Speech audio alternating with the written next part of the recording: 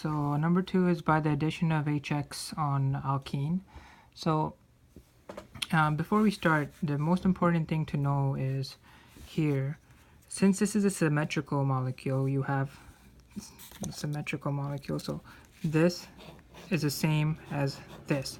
So in this case, it's really easy because when your double bond, your pi bond, it reacts with, when it reacts with your hydrogen to form a carbocation, you're gonna either the halogen, the halide, is gonna go on either this carbon or this carbon. It will be the same thing because this molecule is it's symmetrical.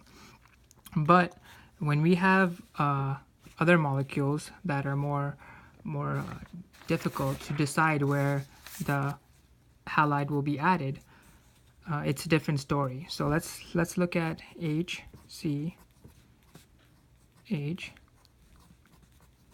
C,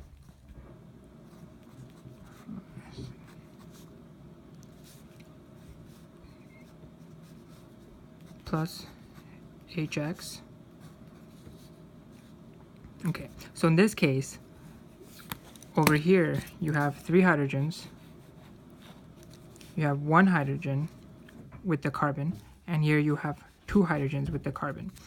So the question is, where will this hydrogen be attached to? Will it go on this carbon, or this carbon? So this is where the main important concept plays a role, which is called the Markovnikov's rule. Markovnikov's rule.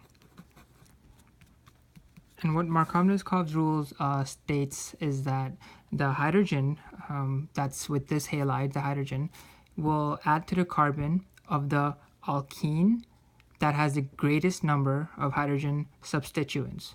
So in this case, there's only one place. You can't add the hydrogen on this carbon because it's already a full octet. You can't, because there's no reaction taking place. Here, you know that your nucleophile is this alkene, is this pi bond. So this alkene, these 2 carbons are the only ones that are gonna react with H and the X. So you know that the Markovnikov's rule states that you should add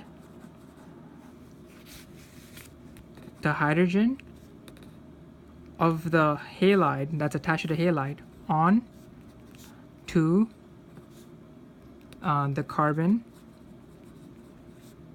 with the most hydrogen atoms present. Okay, so in this case, we have 2 hydrogens here and we have 1 hydrogen here. So this hydrogen will be attached to this carbon. So which will give us, this remains the same,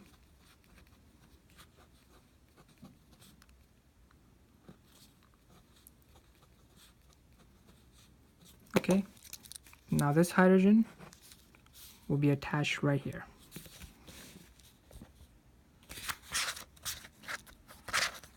This will be attached right here, right? And now we have our X, our negatively charged halogen, and now we have our negatively charged halogen that can react, because there's a carbocation here, it will react with this carbon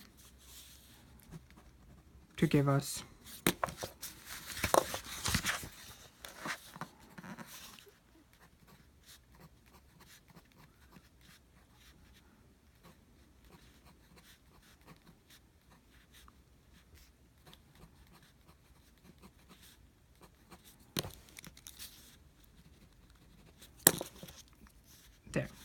our final molecule. So just remember that this hydrogen will always be bonded to the carbon with the most hydrogens in the original compound. Remember Markovnikov's rule, it's very important, okay?